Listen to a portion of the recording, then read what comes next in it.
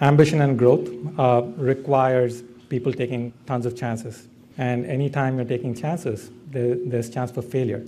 In a corporate setting, failure at times can feel very crippling. How do you think about that? How do you think people overcome it?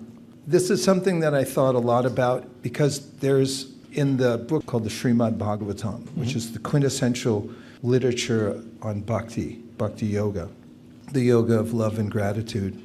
When someone takes the attitude that whatever happens to me in my life, I'm taking it as an opportunity to learn and grow. It's an acquired taste because it's not so easy when things go sideways to accommodate it. That's why the question's so important, because the default mode when I fail, apparently, is to ask, why me? Why not someone else? And maybe take on a victim mentality. But counterintuitively, when we fail, there's often a teachable moment that's so ripe. And one of the anecdotes that I can think of is Steve Jobs. He gave a commencement speech, I think right here at Stanford. And in it, he talked about the most important junctures in his life. And one of them was when he got expelled from his own company. I mean, how does that feel? Yeah. That feels like, wow, how could you blow it worse than that? And then he said, out of the ashes came the phoenix of this sense of, why did I start this in the first place?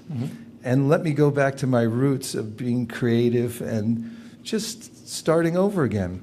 And from there, he got purpose. So in failure, and of course, if anyone's ambitious and works with the world, there's always times at which we have to work around the obstacle. Otherwise, why do people get so many accolades when they actually achieve it? Because everybody knows it's not easy. But when you have the tool of knowledge that there's always a way to work around it, and one of the ways to deal with it is to say, what's the lesson in this? And just asking the question, the mind says at first, no, I want to be the victim. And then you say, no, but come on out a little bit. What's the lesson behind this? It's almost cliche to say that failure is the pillar to success. But it's really true if we develop a mindset where we always look at it like that. Yeah, makes sense. Yeah. So with failure, the problem remains unsolved. So you get learnings from it and you try again, right? Yeah, well, what's been your experience? Because, oh, wow. I mean, you're dealing with teams and people. It happens quite a bit. The way I look at it, as long as you're trusted to solve a problem and you're given enough chances, you just learn from your failure and go again. And you keep going until you succeed. The thing that matters is people who trust you with doing something, still believe in you, and so you go, keep going. So that's the way I deal with it.